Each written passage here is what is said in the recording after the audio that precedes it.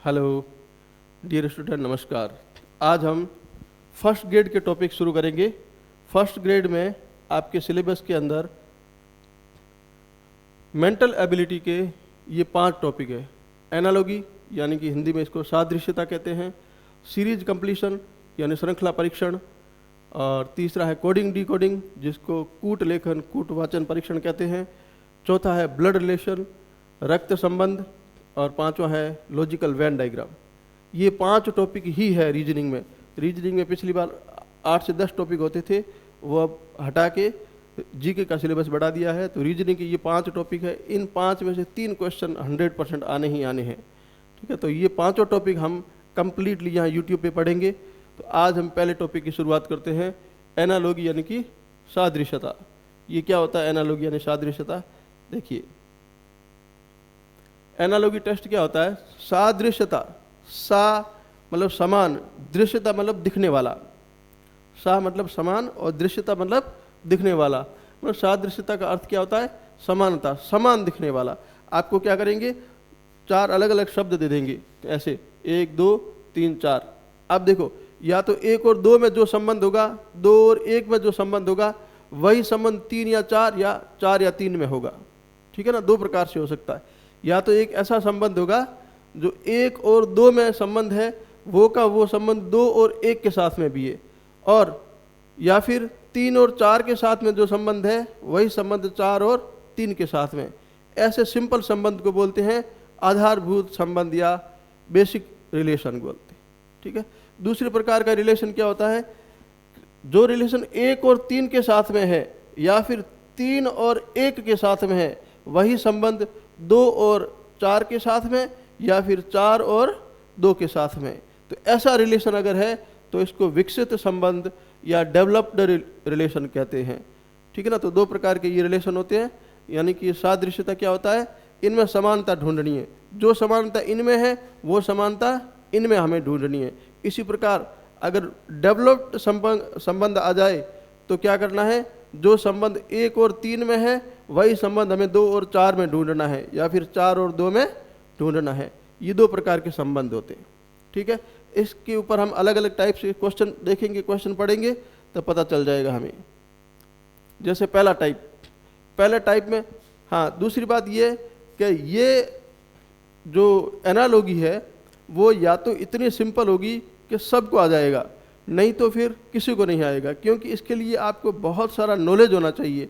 आपको राजधानियाँ याद होनी चाहिए, आपको मुद्राएं याद होनी चाहिए, आपको राज्य याद होने चाहिए, आपको विभिन्न भौतिक राशियों के मात्रक याद होने चाहिए, आपको विभिन्न भौतिक राशियों को मापने के यंत्र याद होने चाहिए। बहुत सारी जानकारी आपको अगर याद है तो ही ये क्वेश्चन कर पाएंगे। या तो फिर ये क्वेश्चन इतना सिंपल होगा कि हर कोई कर लेगा, और या तो फिर ये इतना टफ होगा कि कोई नहीं कर पाएगा।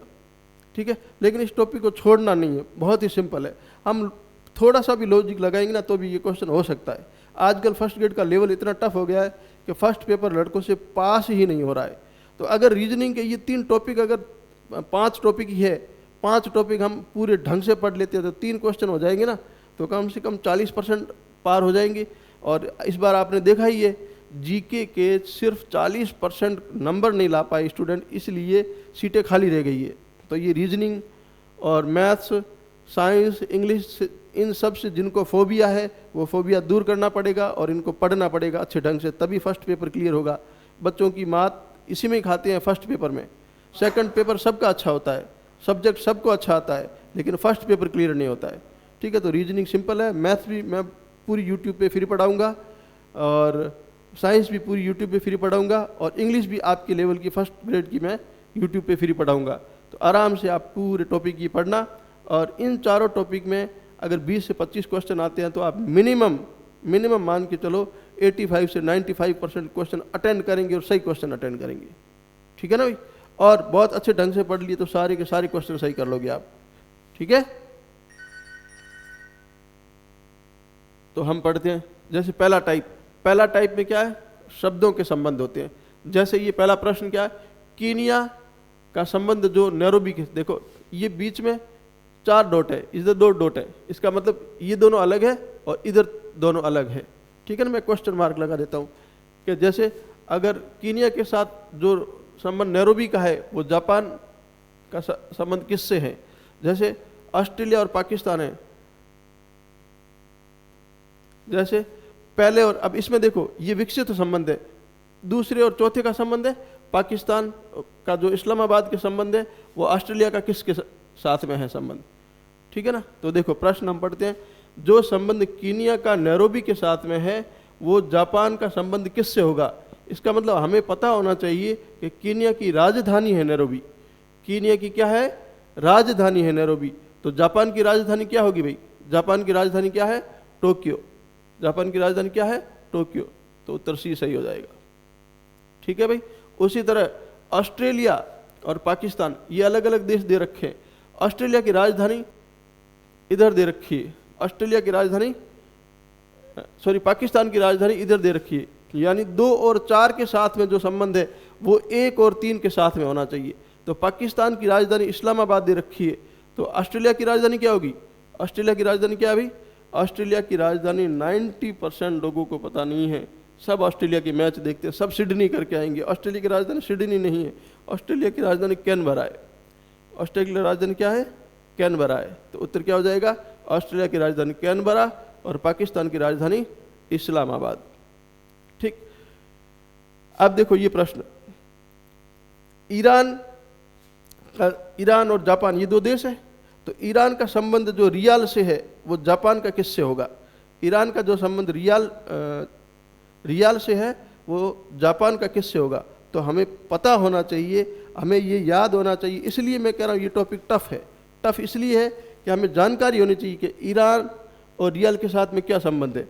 तो पता है अगर किसी को कि ईरान की मुद्रा है वो रियाल है, ईरान की मुद्रा क्या है? रियाल है।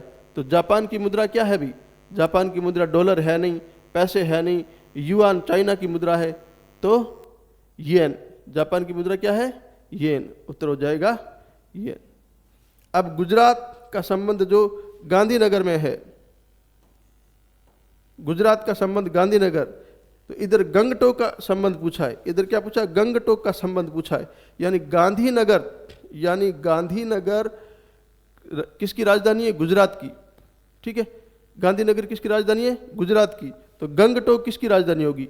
गंगटोक, जयपुर तो खुद राजधानी है, उत्तर प्रदेश की राजधानी गंगटोक है नहीं। मणिपुर की राजधानी गंगटोक है नहीं, तो गंगटोक राजधानी किसकी है? सिक्किम की है। गंगटोक राजधानी किसकी है? सिक्किम की है। समझ में आई बात? नेक्स्ट, जैसे ये 5वां प्रश्न। अब देखो, अगर आपको पता है कि समय और सेकंड में क्या संबंध है? समय का मात्रक सेकंड है। समय को हम सेकंड में मापते हैं। समय को हम किस में मापते हैं? सेकंड में। मिनट में भी मापते हैं, घंटे में भी मापते हैं, लेकिन यहाँ पर समय का मात्रक क्या है? सेकंड है। समय का मात्रक सेकंड है। तो पास्कल किसका मात्रक है? समय का मात्रक सेकंड है, तो पास्कल किसका मात्रक है? देखो, कार्य का मात्रक ऊर्जा होता जूल होता है, ऊर्जा का मात्रक जूल होता है, शक्ति का मात्रक वॉट होता है, दाब का मात्रक क्या होता है? पास्कल होता है। दाब का मात्रक क्या होता है? पास्कल होता है। तो उत्तर हो जाएगा दाब। अब देखो, अब अक्षरों की, पहले तो शब्दों की थी, पहले शब्दों की सादृश्यता थी, अब है अक्षरों की, अक्षरों की सादृश्यता। देखो, अब संबंध देखो, इसमें ई एफ है, ठीक है, जी आई है, एच एल है, के ओ है। तो क्या संबंध आपको दिख रहा है? इसमें संबंध क्या दिख रहा है? इसमें संबंध क्या दिख रहा है आपको? ई एफ, और इसमें संबंध अगर ढूंढेंगे तो ई के साथ में E F, ji H I, आई जे के एल, के एम एन ओ, आई जे के। तो इसका मतलब ये संबंध सही बैठ ही नहीं रहा है, ये संबंध तो सही बैठ नहीं रहा है। तो इसका और इसका संबंध है, इसका और किसका संबंध है? इसका है। ई के साथ में क्या है? ई का अगला अक्षर क्या है? एफ। जी का अगला अक्षर क्या है? एच। आई का अगला अक्षर क्या है? जे। के का अगला अक्षर क्या है? एल। ये कौन सा संबंध है भाई? पहले और तीसरे के साथ में जो संबंध है वो संबंध दूसरे और चौथे के साथ में होना चाहिए। संबंध 2 प्रकार के पढ़ा है, एक आधारभूत संबंध और एक विकसित। तो ये विकसित संबंध दर्शा रहा है। पहले का संबंध तीसरे के साथ में, ई का एफ के साथ में, अगला अक्षर है, जी का अगला अक्षर एच है, आई का अगला अक्षर जे और के का अगला अक्षर एल। इसी तरह एफ का अगला अक्षर क्या हो जाएगा, एफ का अगला अक्षर हो जाएगा जी, जी, आई का अगला अक्षर जे, एल का अगला अक्षर एम और ओ का अगला अक्षर पी। इसका मतलब आंसर हो जाएगा जी जे एम पी, जी जे एम पी। अब देखो, अब अगर आप यहां ध्यान दोगे, अब अगर आप यहां पे ध्यान दोगे तो देखो ये शब्द लिखा हुआ टीचर, ये शब्द क्या लिखा हुआ है, टीचर।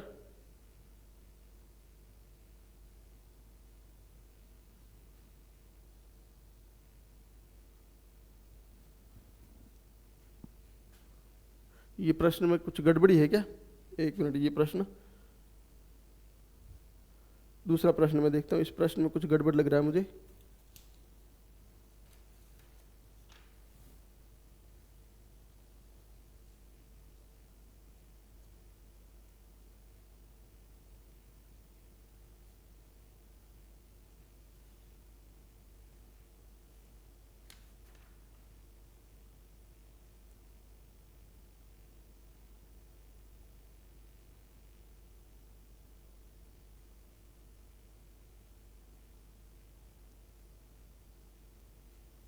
ठीक है, ठीक है, कोई गड़बड़ नहीं। अब क्या हुआ, अब इसमें संबंध देखो, T E A C H E R, T E A C यहाँ होना चाहिए था, सी हटा दिया और सी की जगह क्या कर दिया, डी कर दिया। इसका मतलब देखो जगह चेंज की है, टी, टी को तीसरी जगह पे लेके गए, टी को कहाँ पे ले गए, ए की जगह पर, टी को कहाँ पे ले गए, ए पर, और ए को कहाँ लाए, टी पर। देखो उल्टा कर दिया ना, ये वाला देखो, ये टी यहाँ था, यहाँ पे ए आ गया, ए यहाँ पे था तो यहाँ पे टी आ गया, ई की जगह सेम है, ई की जगह सेम है।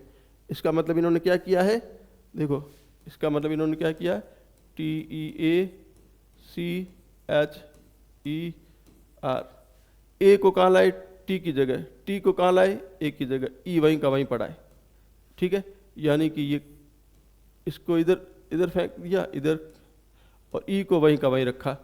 फिर आर, आर को लाए एच की जगह और एच को लाए आर की जगह, और ई वहीं का वहीं, यानी जगह चेंज की है।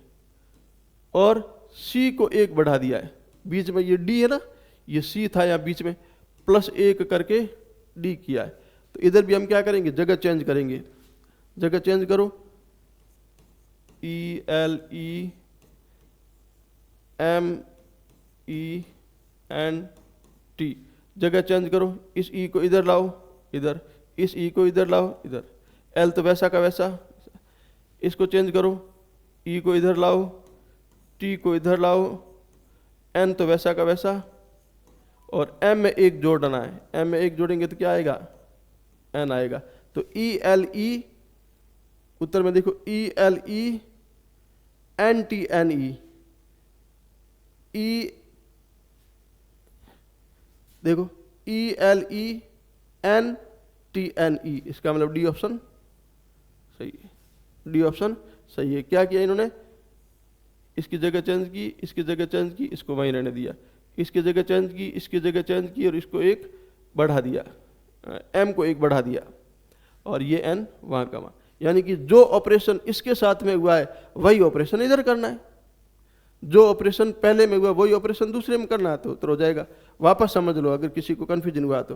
टीचर, टीचर को इन्होंने क्या किया है, टीचर को क्या कर दिया, ए को लेके आए टी की जगह पे, देखो टी यहाँ पे था, इसकी जगह ए लेके आ गए, ए यहाँ पे था तो ए की जगह टी को लाए, लेकिन बिचला अक्षर वहीं का वहीं पड़ा है। इधर भी क्या किया, आर की जगह, आर यहाँ पे था, आर की जगह एच को लेके आ गए, और एच की जगह किसको लाए, आर को लाए, और ई को वैसा का वैसा रख दिया। एकदम सेंटर वाला अक्षर था सी, इसको एक बढ़ा के डी कर दिया।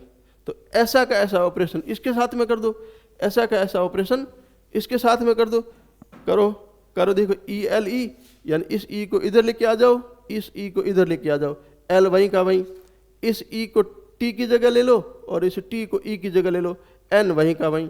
और एकदम सेंटर वाला अक्षर है उसको एक बढ़ाना है, एकदम सेंटर वाला अक्षर है उसको एक बढ़ा दिया, तो एम से एक बढ़ाए तो क्या हो जाएगा, एन। यानी E L E N N T TNE, इसका मतलब डी ऑप्शन क्या हो गया, सही हो गया।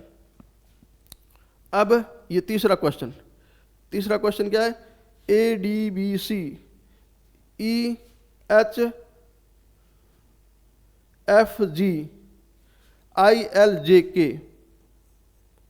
अब इसमें किसमें संबंध दिख रहा है, इसमें तो कोई संबंध नहीं दिख रहा है। EFGHIJKL FGHIJK